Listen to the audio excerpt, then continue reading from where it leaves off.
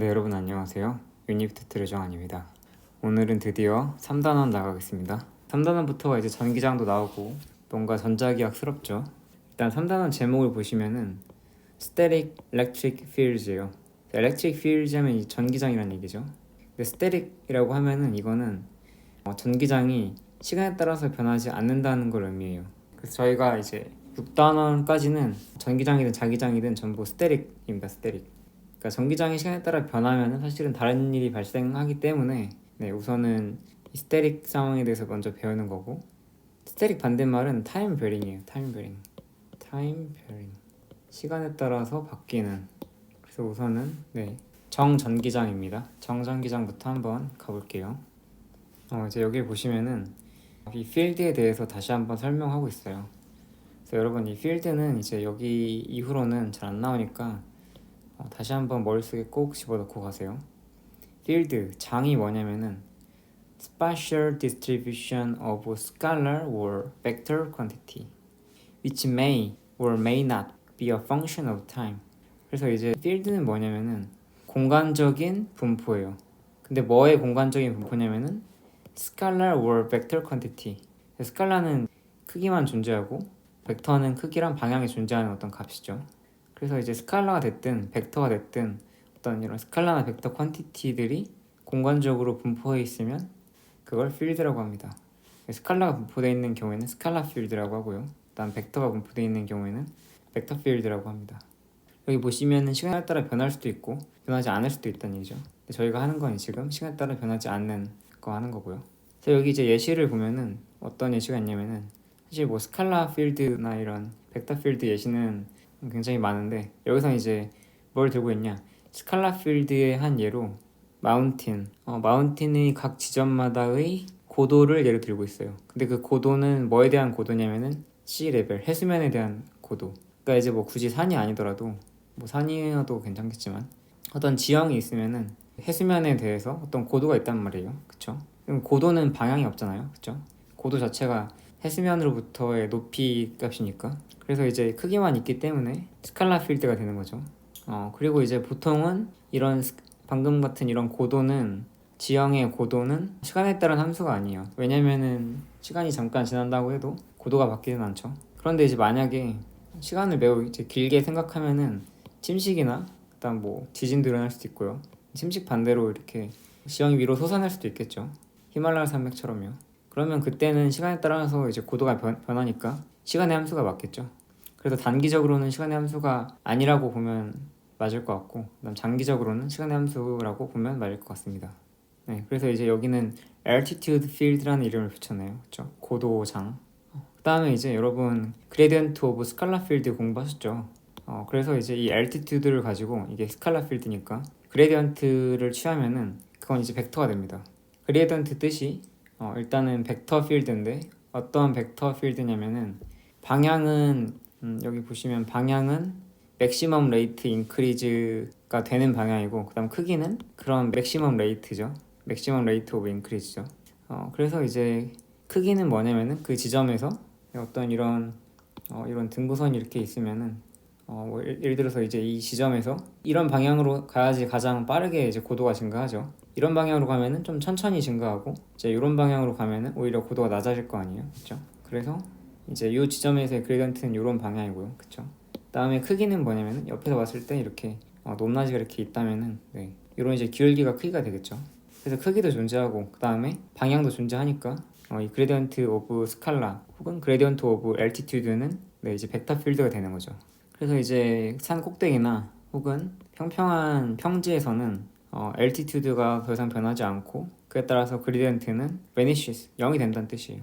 그레디언트라는 개념 자체가 사라진다는 얘기는 아니고 0이 된다는 뜻입니다. 그 다음에 또 다른 벡터 필드로는 The Gravitational Field of Earth가 있죠.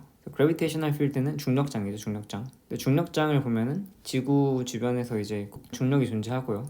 뭐 고도에 따라서도 바뀔 수 있고, 그 다음에 위도에 따라서도 좀 바뀌는 경향이 있죠. 그리고 이제 방향은 항상 그 Center of the Earth 쪽을 가리키죠. 정확하진 않더라도 대략적으로 지구 중심을 가리킵니다. 근데 이제 고도에 따라도 달라지고 뭐 위치에 따라서 좀 달라지죠.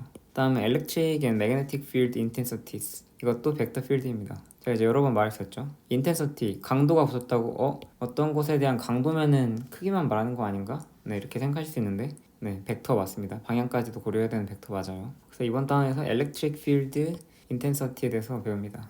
네, 일단은 여기 이제 무슨 내용이냐면은 저희가 배울 electrostatics, 정전기학에서는 electric charge가 가만히 있고 그 다음에 electric field가 시간에 따라 변하지 않고 그 다음에 자기장도 없습니다.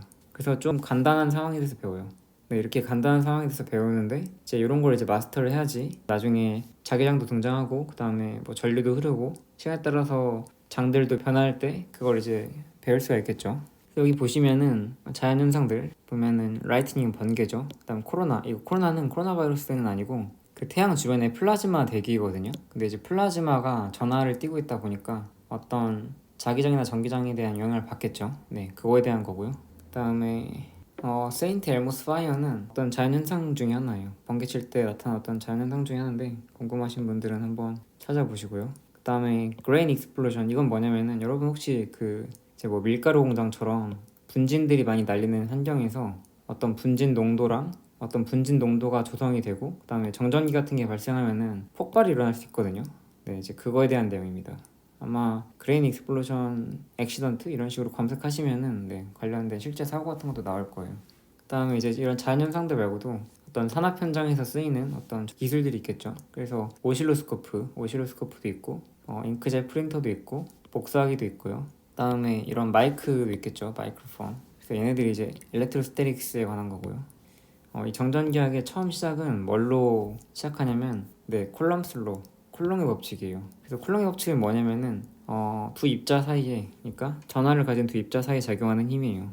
그래서 이제 어떤 전하를 가진 입자가 하나는 전하량이 Q1, 하나는 Q2라고 하면은 이제 요 사이 거리를 네, 이거를 R12라고 했을 때 둘 사이에 이런 힘이 작용하는 거죠. 그래서 보면은 거리 제곱에 반비례하고요. 그 다음에 각각 Q1, Q2에 비례하고요. 여기 어떤 비례 상수가 있죠 여기. 그다음에 이 AR 벡터는 형태를 보니까 방향 벡터라는 걸 알 수가 있죠. 크기는 1인 단위 벡터고, 네, 크기에는 영향을 안 주고 단지 이제 방향을 표현하기 위해서. 그래서 이제 얘도 벡터죠. 그래서 이제 요게 뭔지 한번 보면은 얘는 지금 1이 2한테 가하는 힘이에요. 그러니까 저 힘을 나타내면은 결국에는 이제 이런 힘이 되는 거죠. 네, 이런 상황에서 네, 1이 2한테 가하는 힘. 그래서 지금 둘 다 플러스라면은 말 그대로 이런 방향이겠고 F12는 1이 2한테 가하는 힘이고요. 그 다음에 이 AR12는 1에서 2 방향의 단위 벡터예요. 1에서 2 방향의 단위 벡터. 그리고 지금 제가 여기 이제 R12라고 표현을 했는데 얘도 거리가 아니라 벡터로 쓰면 더 좋습니다. 딱 벡터로 해가지고 네, 이렇게. 그러니까 이제 1을 기준으로 했을 때 2의 위치 벡터라고도 할 수 있겠죠. 혹은 네, 그냥 1에서 2를 잇는 벡터요. 그래서 1에서 2로 가는 벡터라고 하면 되고, 그다음에 이제 이런 방향의 단위 벡터를 생각하면은 네, AR12라고 쓸 수 있겠죠. 그래서 이제 얘를 이제 보면은 일단 이 나머지 것들이 전부 다 플러스면은 얘는 그대로 이제 이런 방향이죠. 네, 이런 방향. 그러니까 한마디로 Q1, Q2 이거는 지금 어차피 K랑 R 제곱은 상수니까 이제 Q1, Q2가 둘 다 부호가 같으면은 이런 방향을 가리키는 거고, 두 개의 부호가 다르면은 네, 반대 방향을 이렇게 가리키겠죠. 그래서 이제 같은 부호의 전하를 가진 전하는 서로 밀고, 그다음에 다른 부호의 전하를 가진 전하는 서로 당긴다는 걸 이제 알 수가 있는 거죠. 그래서 이제 이게 제일 기초가 되는 상황이거든요. 그냥 기초가 되는 법칙이니까 여러분 이거 자세하게 헷갈리시는 거 없이 자세하게 한번 보시고요. 그 다음에 이제 밑에 있는 내용들은 읽어보시면 당연히 좋겠죠. 근데 이제 안 읽어보셔도 상관은 없습니다. 3- 바로 가볼게요. 3-2는 Fundamental Postulates of Electrostatics in Free Space인데, 여기서 이제 postulate은 수학에서는 공리? 약간 이런 뜻이에요. 그래서 자명하다고 가정되는 것. 그래서 free space, 자유공간, 혹은 뭐 진공에서 electrostatics, 정전기학의 자명한 가정 정도, 기본적인 가정이라고 생각하시면 됩니다. 그래서 이제 electric field intensity, 요거죠, 요거. 2로 표시되어 있는 거. 여러분이 지금까지 전기장이라고 알고 계셨던 네, 정확한 명칭은 전기장 세기, electric field intensity입니다. 이제 electric field intensity는 정의가 어떻게 되냐면은 네, 이렇게 됩니다. 그러니까 어떤 전하가 있는데 전하에 어떤 f가 가해질 때 그 f를 q로 나누고 그 q를 0으로 리미트를 취하는 것이죠. 그래서 여기 보시면은 어떻게 정의되냐면 the force per unit charge, 그러니까 force인 줄 알았지만 사실은 force per unit charge니까 단위는 뉴턴 per 쿨롱이라고 할 수 있습니다. 이게 이제 힘의 force의 단위고 이게 charge의 단위죠. 쿨롱이죠. 근데 이제 다시 계속 읽어보시면은 the force per unit charge that a very small stationary test charge experiences when it is placed in the region where an electric field exists. 그래서 어떤 전기장이 있을 때 매우 작은 전하, 매우 작은 테스트 전하, 매우 작은 테스트 전하가 받는 단위 전하당 힘이에요. 이제 이 테스트 찰지는 시험 전하라고 하죠. 얘는 그 이름에서처럼 이제 테스트하기 위해서, 예를 들어서 이제 이런 전하를 놓음으로써 이 점에서 전기장 방향이 어떻고 크기가 어떻고 이렇게 알 수 있는 거거든요. 그래서 그런 테스트 찰지는 보통은 이제 주변 환경에 영향을 끼치지 않게 하기 위해서, 예를 들어서 이제 이렇게 전화가 배치되어 있어가지고 어떤 이런 전기장들을 막 만들어냈는데 내가 이 전기장 크기를 측정하려고 어떤 전화를 이렇게 가져올 때 이 전화가 너무 커버리면은 얘가 영향을 받을 수도 있잖아요. 그래서 크기가 작아야 좋고요. 이건 뭐 수학적인 정의니까 일단 크기가 작아야 되고, 그 다음에 플러스 전화여야 좋습니다. 플러스 전화. 테스트 전화는 플러스 전화입니다. 플러스 전화를 둬야지 전기장의 방향과 일치하는 방향의 힘을 받기 때문이에요. 그래서 이 테스트 찰지는 굳이 이제 엄청 작은 전화일 필요는 없는데 그냥 1쿨롱 정도라고 보셔도 뭐 상관은 없는데, 하여튼 이런데 이제 소스들의 영향을 미치진 않고 그다음에 방향을 정확하게 나타내려면 플러스 전화라는 거. 그래서 이제 이게 플러스 전화면은 이 방향이랑 이 방향이랑 같겠죠. 이게 플러스면은.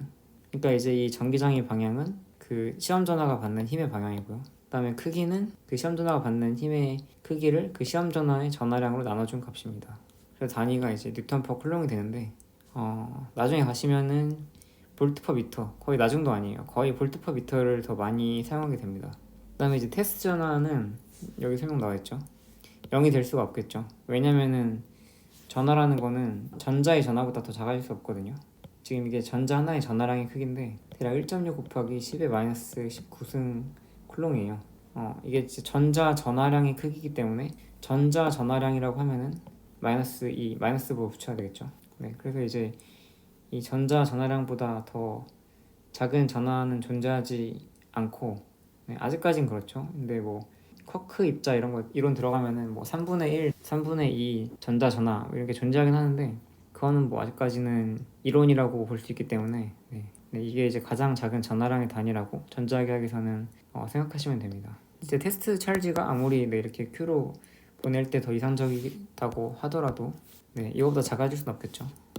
그래서 이제 이 리미트를 좀 빼고 보시면은 2는 Q분의 F 이렇게 볼 수 있고요. Q 이렇게 넘기면은 이런 식이 성립하겠죠. 그래서 어떤 전기장 세기가 이렇게 2가 있을 때, 엘렉트릭 필드 인텐시티가 있을 때 어떤 전하량이 Q인 입자를 딱 거기다 놓으면은 이런 크기의 Q 이만큼의 힘을 받습니다.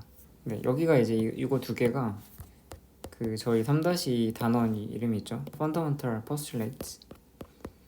그래서 이제 잔명하다고 받아들여지는 어떤 식 두 개가 바로 요거예요. 일단은 얘는 다이버전스고 얘는 컬이죠. 그래서 Electric Field Intensity의 다이버전스는 엡실론 제로분의 로인데, 여러분 이 엡실론 제로는 그 프리스페이스의 퍼미티비티거든요. 그래서 그 1단원에서 1단원 그 제가 오리엔테이션 했을 때 그때 잠깐 나왔던 그 상수예요. 이건 이제 전하 밀도입니다. 전하량을 부피로 나눠준 값이에요. 그래서 영어로는 볼륨 찰지 덴시티 혹은 그냥 찰지 덴시티라고도 합니다. 그러니까 전하량을 부피로 나눠준 거거든요. 그래서 단위가 이렇게 되죠.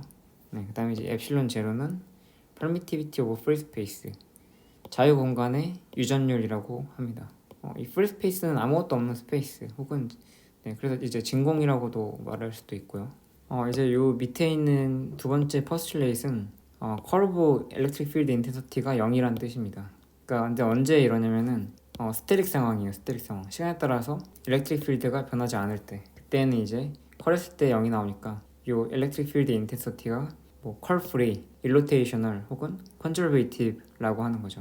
다음에 이제 다이버전스가 엡실론 제로분의 로인데 지금 로가 0일 때, 그러니까 한마디로 그 해당 점에서 전하가 아예 없을 때, 그때는 얘는 다이버전스가 0이니까 네, 여기 보시면은 솔레노이달 혹은 다이버전스 레이스라고 표현하는 거죠. 네, 여기 보이시죠? 솔레노이달 같은 말로는 다이버전스 레이스. 다음에 일로테이셔널이란 말은 carefully conservative. 네, 같은 말이고요. 그래서 이제 요거는 포스트레이시기 때문에 그 좌표계를 어떤 걸 사용하든지 항상 성립합니다. 여기 보시면은 equation 3, 4 and 3, 5 are point relations. 그러니까 point relation 무슨 말이냐면은 이거는 각 점마다 값이에요. 각 점마다. 그러니까 예를 들어 이제 전기장이 쫙 이렇게 있죠. 전기장이 쫙 이렇게 있는데 어떤 각 점마다 이 다이버전스 계산할 수 있잖아요. 그 각 점마다 다이버전스 값이 엡실론 제로분의 로. 그다음에 각 점마다 컬 값이 0이라는 뜻이에요. 네, 각 점마다.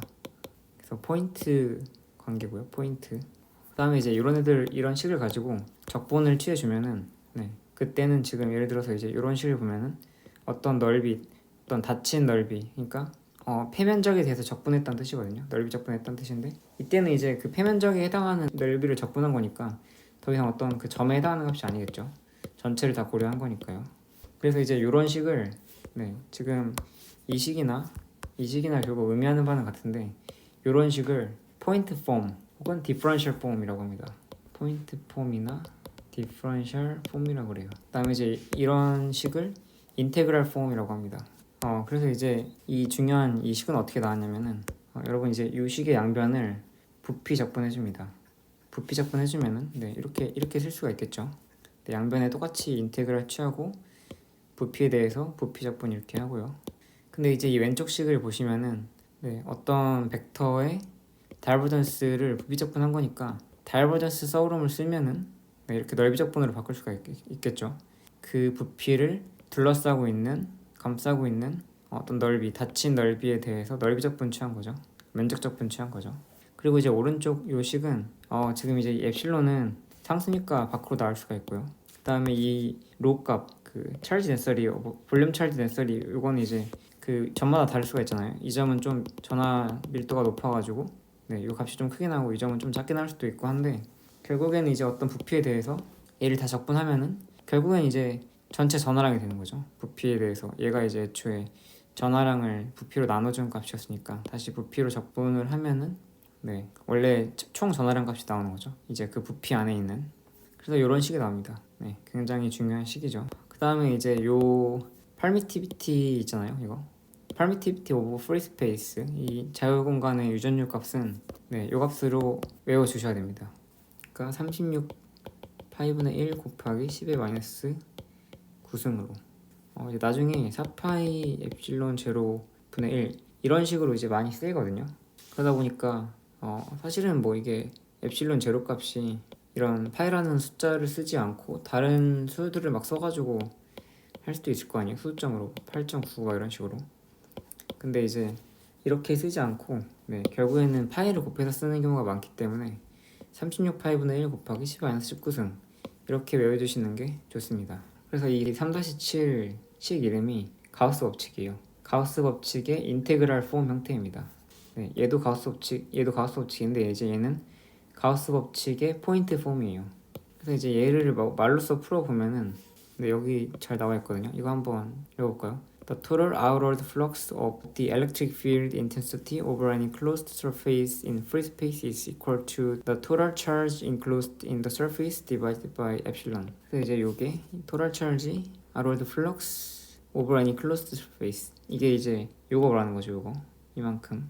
근데 이제 뭐에 대한 거냐면은 the electric field intensity, 네, 요거에 대해서 in free space, 자유 공간에서 혹은 진공에서 이걸 취한 게 뭐랑 같냐면은 is equal to total charge enclosed in the surface. 네, 이제 total charge enclosed in the surface가 이제 요 surface 안에 있는 Q라는 거죠. 요거고 그다음에 divided by epsilon 제로. 네, 요거 나눈 거. 나중에 보시겠지만 요 가우스 법칙 요거 있잖아요. 요거랑 그다음에 요거 거의 제일 중요한 것 같아요. 전자기학에서. 사실 뭐가 제일 중요하다 크게 의미는 없죠. 중요한 게 뭐 한 두세 개 있을 때는 제일 중요한 게 이거라고 말할 수 있지만 뭐 중요한 게 몇십 가지 될 테니까. 그렇지만 여러분 정말 많이 쓰입니다. 이런 말은 그냥 굳이 안 할게요. 편집. 네, 그래서 이제 이 가우스 법칙, 네, 요거랑 포인트 폼이랑 그 다음에 인테그랄 폼, 네, 요 가우스 법칙은 나중에 나올 테니까 그때 볼게요. 다음에 이제 인테그랄 형태로 가우스 법칙을 고쳤었잖아요. 요것도 마찬가지로 고칠 수가 있습니다. 지금 요거 벡터잖아요, 맞죠? 양변에다가 어떤 면적 적분을 하면은, 네, surface 인테그랄을 이렇게 취하면은, 네, 여러분 이제 요거 스토커스 정리 쓰면 어떻게 되죠? 스토커스 정리 쓰면은 네, 이렇게 바뀌죠. 그래서 닫힌 경로에 대해서 circulation 적분한 거, 경로 적분, 스칼라 라인 인테그랄 한 거죠. 그래서 이렇게 바뀝니다. 얘가 이제 양변에 면적 적분을 하면 이렇게 되고, 얘는 이렇게 되니까. 근데 결국엔 이제 이게 항상 0이니까 이제 얘도 0이 나오겠죠.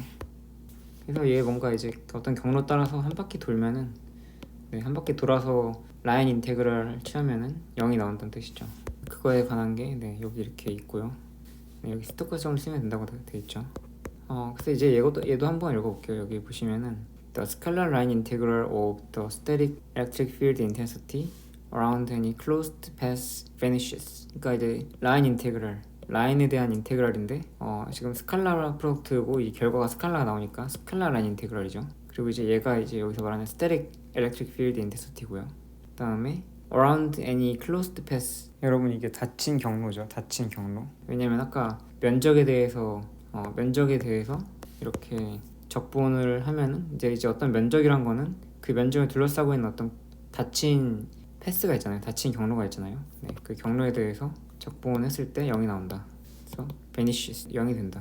근데 이제 여기 보시면은 나중에 이제 배우겠지만 이 electric field intensity 벡터에다가 어떤 DL 벡터, 이거 벡터인 거 아시죠? 네, DL 벡터 내적한 다음에 인테그레이션을 취하면은 어떤 경로든 취하면은 그 경로의 볼티지 디퍼런스거든요. 볼티지 차이거든요. 그러니까 이렇게 지금 볼티지 차이를 한 바퀴 쭉 했다는 얘기는 한 바퀴 돌고 나서의 그 볼티지 차이예요. 근데 이제 그게 0입니다. 근데 얘가 이제 회로이론에서 보면은 나오는 키르호프 볼티지 로예요. 그러니까 키르호프 볼티지 로는 뭐냐면 회로이론 공부하시거나 앞으로 뭐 공부하실 분들은 아시겠지만 The algebraic sum of voltage drops around any closed circuit is zero. 그러니까 어떤 닫힌 회로를 한 바퀴 도는 동안에 algebraic sum, 그러니까 볼티지 드랍, 전압강의 합을 다 더하면은 0이다. 그러니까 볼티지 드랍은 뭐 볼티지 라이즈, 전압 상승이라고 말 바꿔도 상관없어요. 어차피 볼티지 드랍에다 마이너스 붙이면은 그게 볼티지 상승이니까. 네, 그래서 이제 회로이론 공부하시는 분들은 한번 비교해서 한번 생각해 보세요. 같은 원리고 같은 뜻입니다. 그래서 이제 여러분 이 식을 보시면은 지금 이게 이제 닫힌 경로, 폐경로에 대해서 한 바퀴 서큘레이션 했다는 얘기잖아요. 스칼라 라인 인테그랄. 근데 이제 요거를 지금 이제 이 닫힌 경로는 그냥 어떤 임의로 이런 그림을 한번 보세요. 네. 지금 이게 만약에 이제 P1에서 시작해서 한 바퀴 쭉 돌아서 적분하면 이게 닫힌 경로잖아요. 근데 이런 닫힌 경로를 이렇게 두 개로 나눌 수가 있겠죠. 이게 C1, 그 다음에 여기서부터 얘가 C2. 그래서 이제 요거를 이렇게 나눠서 쓸 수가 있어요. 이렇게 나눠서 쓴 다음에 이제 얘를 이제 오른쪽으로 보내버리면은 이렇게 되잖아요. 근데 이제 여러분 요거 순서 바꾸면은 여기 마이너스 보고 바뀌잖아요, 그렇죠? 그래서 이제 밑에처럼 이렇게 바꾸면은 다시 보면 이제 P1부터 P2까지 C2를 따라서, 그러니까 P1부터 P2까지 C2를 따라서, 이 왼쪽은 P1부터 P2까지 C1을 따라서. 그러니까 지금 어떤 임의 모양에 대해서 P1부터 P2까지 C1을 따라서 가건 C2를 따라서 가건 같다는 얘기예요. 그러니까 이제 굳이 이제 이런 C1, C2 경로가 아니라 P1에서 P2까지기만 하면은 뭐 이렇게 돼서 결국 P2에 도착하기만 하면은 이 값이 이제 항상 같다는 걸 알 수가 있는 거죠. 네, 그래서 이제 이런 식이 성립을 합니다. 방금 이제 저희가 3-2단원에서 했던 그 Postulate of Electrostatics in Free Space, 요걸 이제 정리하면 이렇게 됩니다. 네, 디퍼런셜 폼이고 인테그랄 폼이고, 다른 말로 이거 포인트 폼이라고 한다고 했죠. 포인트 폼 같은 말이에요. 그래서 이제 요게 이거 두 개가 가우스 법칙이고요. 가우스 로. 사실은 이제 처음에 나왔던 그 콜롬의 법칙이 실험적인 값인데, 콜롬의 법칙 식을 보시면은 이런 식이었죠. 두 입자 사이에 작용하는 힘, 그러니까 입자 1이 입자 2에 작용하는 힘이 이런 방향이고, R12 제곱분의 K Q1 캡. 네, 이제 이런 식이었잖아요. 근데 이거는 지금 보면은 쿨롱이 실험을 통해서 만드는 거거든요. 근데 실험을 통해서 이게 정확하게 R 제곱에 반비례하는지 아니면은 R12의 1.99999인지 실험으로는 알 수 없잖아요. 정확한 값을 구할 수가 없으니까 실험을 통해서는. 그리고 이제 이 K 값이 사실은 사파이 엡실론 제로분의 1인데 네, 이것도 알 수가 없기 때문에 그냥 K 값으로 구했단 말이에요. 근데 이제 방금 이 포스출레이 배웠죠? 네, 이 포스출레이 통해가지고 이거 통해가지고 쿨롱의 법칙을 증명할 수가 있습니다. 유도해낼 수가 있어요.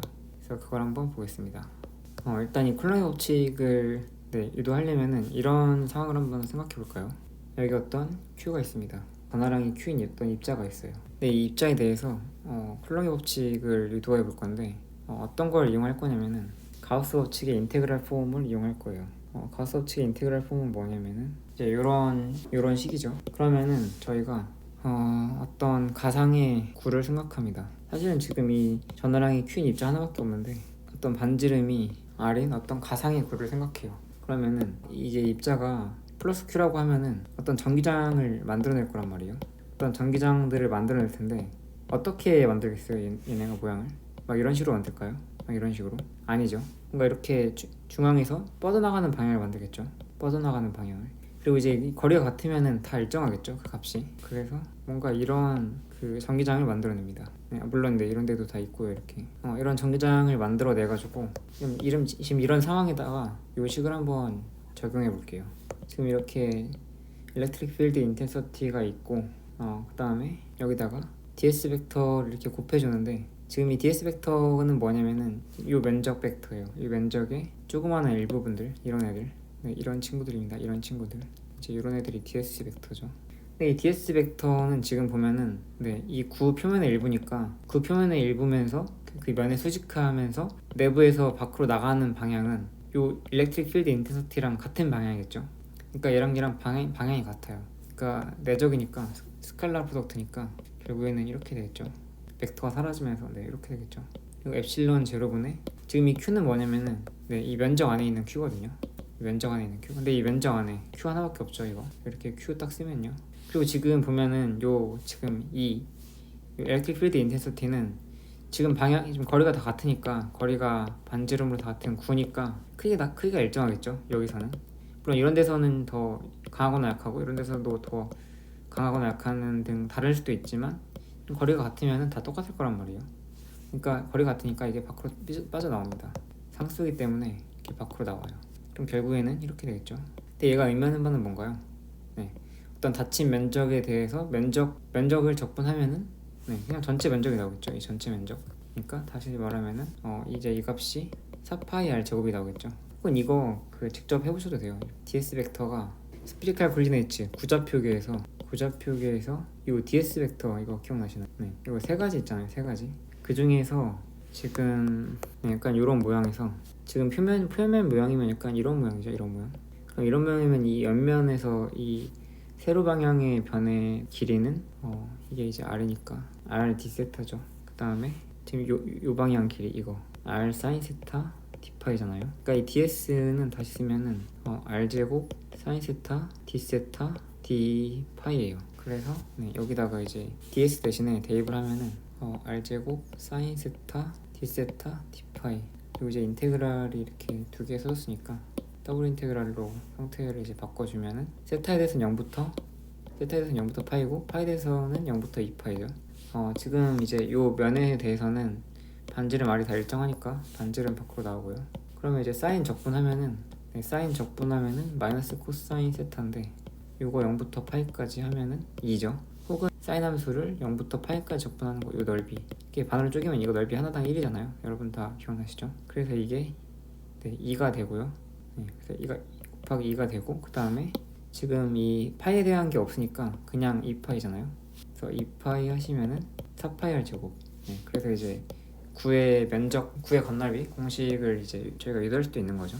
하여튼 이렇게 하셔도 되고요. 근데 사실은 그냥 구의 건널비 의미하는 거니까 4파이 r 제곱 바로 쓰셔도 되겠죠. 그래서 이제 다시 쓰면은 2 곱하기 4파이 r 제곱이 엡실론 제로분의 q예요. 그러니까 우리가 알고 싶은 이를 찾으면은 4파이 엡실론 제로 r 제곱분의 q 이렇게 되겠죠.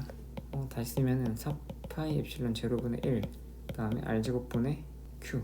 그럼 이게 아까 그 쿨롱의 법칙에서 R12 제곱분의 K Q1 Q2 네 K Q1 Q2인데 전기장 식으로 찾으면은 지금 Q2 위치에서의 전기장이라고 하면은 Q2로 나눠주면 되겠죠. 그럼 Q2분의 F12 이렇게 나누면은 결국에는 이제 AR12에다가 R12 제곱분의 KQ1 네, 이렇게 되죠.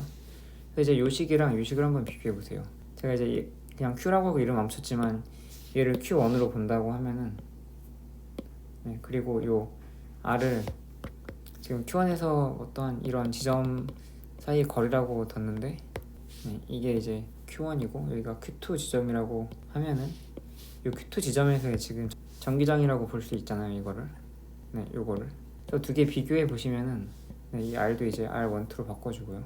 이렇게 비교해 보시면은 지금 이건 이제 접근하는 과정에서 벡터가 사라졌는데 이 방향은 아시죠? 이거 방향 네 저희가 처음에 이렇게 이런 방향이라고 가정을 했고 그래서 이제 이 과정에서 이제 이렇게 스칼라 값으로 바뀐 거니까 네, 이런 방향이면 이제 AR 방향이죠. AR 방향 여기서는 뭐 AR12 방향이라고 할게요.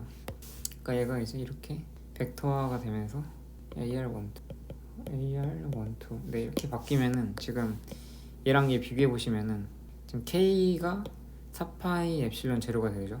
그 다음에 아까 이게 지금 제곱에 반비례하는 건지 아니면 제곱이 아니라 1.99999에 반비례하는 건지 몰랐었는데 이제는 확실히 알 수가 있겠죠. 저희가 배웠던 이 퍼스툴레이트로부터 이런 어떤 가상의 구를 생각해가지고 쿨롱의 법칙을 유도했더니 네, 똑같이 나오죠. 그래서 이제 그게 이 내용입니다. 그래서 이제 이거 한번 읽어볼까요? The electric field intensity of a positive point charge. positive point charge의 electric field intensity는 outward radial direction. 바깥으로 향하는 반지름 방향에. 그러니까 반지름 방향이라는 얘기는 이렇게 점이 있으면은 이제 어떤 구가 있을 때 이렇게 이런 애들이 이제 반지름 방향이거든요. 네, 그래서 이제 뭐 이것도 반지름 방향이고 네, 이렇게 나가는 것도 반지름 방향인데 그 중에서 outward radial direction이니까 나가는 거 말하는 거죠. 플러스일 때, 포지티브일 때요. and hence magnitude 크기는 몇이냐면은 네, 요거죠. 이만큼이 크기죠. 그래서 찰지에 비례하고 그 다음에 차지로부터의 거리의 제곱에 반비례한다. 그래서 요거 일반 물리학 안 배우셨던 분들, 전자기 파트 이런 전자기학이 처음이신 분들은 형태를 꼭 기억해 주세요. 제일 기본이니까. 그 다음에 여러분 이 그림 한번 보실래요? 이 그림을 보면은 지금 포인트 차지 at origin이라고 되어 있죠.